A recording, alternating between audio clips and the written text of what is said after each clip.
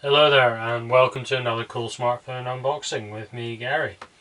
Now today we're going to be unboxing something a little bit exciting. This is the Meizu MX4 Ubuntu Touch Edition. Now I need to say this is a semi-unboxing because I have actually taken the device out and done the initial setup on it. And it is actually completely out of power at the moment. However, I will be doing a hands-on video with the UX a little bit later. So moving on to the case in point, we have here a micro USB adapter, which is a 240 volt and 5 volt output at 2 amps. So that's a USB there. And here is our USB to micro USB power supply, fairly standard power supply like you would see on any other smartphone these days, apart from maybe the OnePlus One. Some warranty terms and conditions there from Miezu in Chinese, and then again some SAR information again in Chinese with English on the other side. That's pretty much all you get in the box. There's no headphones because Miezu sell their own headphones, so we'll move away from that. And then we have this little package here, which is a little book. And at the back we have hiding the actual phone itself. Now you'll notice here that this is saying Flame 4. Flame 4 is the operating system that Miezu use on their Android variant of this phone, which is more widely known. This is a Android, also sold as an Android device.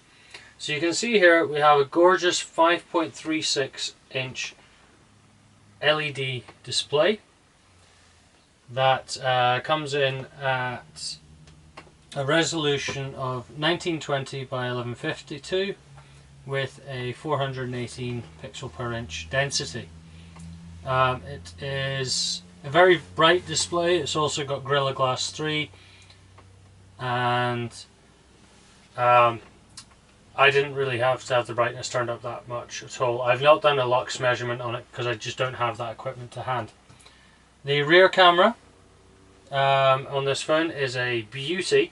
It's a 20.7 megapixel camera, which I've got a lot of experience with using, as it is the same camera as what is in my Xperia Z3 and also in the Xperia Z3 Compact.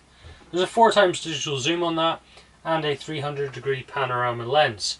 Now it does have a slightly larger lens than the one on the Xperia, and that is Meizu's own proprietary lens, and it is a 5-element lens. It also has a blue filter on it. This tones down some of the bright colours in the photos, but it makes them still appear quite real. The front camera is up here, and we have a 2 megapixel Sony camera. Again, it is also a 4-element lens, and it's a blue glass filter. It has an f2.0 and a 77 wide angle lens. On the back we've got f2.2, same as on the Sony. So powering this, we do have a MediaTek chip. It's the MT6595, and it is a Meizu customized version. We've also got a PowerVR graphics chip running on the G6200 GPU, again Meizu customized, and the chip will run at, as it's a quad core, its maximum cores will run at 2.2 gig and the lower tier cores run at 1.7. 2 gig of RAM on board, so pretty good for what you're getting. Ubuntu is actually quite light on RAM, so 2 gig is more than sufficient. It's 4G, 3G, 2G, and also Wi-Fi, AC, N, GB, A Wi-Fi bands, and it will support 2.4 gig and 5 gig. It's also Bluetooth 4.0. It has GPS, GNSS, and GLONASS, and digital compass. You've got all the sensors you can shake a stick at, and that's about it for specs. Let's just have a little look around the device. So starting at the top, we've got our forward facing speaker, our camera lens and also our light sensor. On the bottom you have a home key that would be used for the home button in Android. However, it also does work as a home button in the Ubuntu Touch ROM, however you don't need it. Up the top we've got a 3.5mm headphone jack, a mic and a power button. That doubles as sleep wake. On the left hand side we have a volume button, which is quite pronounced, so quite easy to get to, and it falls nicely under your forefinger if you're right-handed. On the right hand side it is totally clean. There's nothing here apart from a little break at the top for the antenna, and that is mirrored at various different points around the phone. On the bottom you can see we have a speaker, a micro USB charging jack, and also our mic, which is the main one. The one you saw at the top there was a noise cancellation.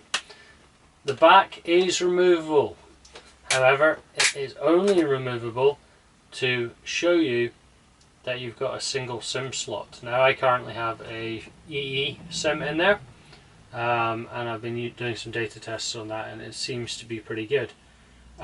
Sealed battery is non-removable. You could theoretically remove it if you were to take all this exterior casing off, but it's not designed to be. You've got on the back here again, you've got your 20.7 meg sensor, and you've also got your dual tone LED flash. So that is a quick tour of the device. Let's see if it's going to power up. As I said, I think the battery may be out, and it definitely does seem to be. So what I will do is I will do a further hands-on video to give you a demo of the UI.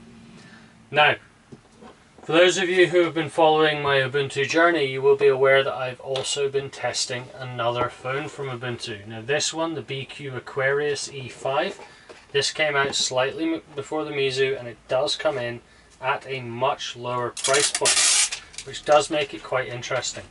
I'm actually just about to send this one away as the review is now done. However, I thought we would take the opportunity to do a quick side-by-side comparison. Now this one did have a 5-inch screen, however this screen was only a 720p screen and this is a 1080p screen. Also, spec-wise, this is very much a flagship phone, whereas this was more of a mid-tier device. They are pretty comparative with regard to the size. So that is a size comparison for thickness there, and also one on the rear. You can see, however, that the Miezu is wider. Now that does make a difference, and the difference is noticeable when you're trying to get across here for gestures. This is a two-handed device, don't let it fool you. I have got reasonably large hands, they're not that small, but I'm having to use two hands on this. So that is a very, very quick unboxing of the Meizu MX4 Ubuntu Touch Edition, and there will be a full review of this going up on coolsmartphone.com in the next couple of weeks. If you've got any questions, please feel free to put them below in the comments, but also I would really like it if you could subscribe over here somewhere, as it will help us to keep videos like this coming to you.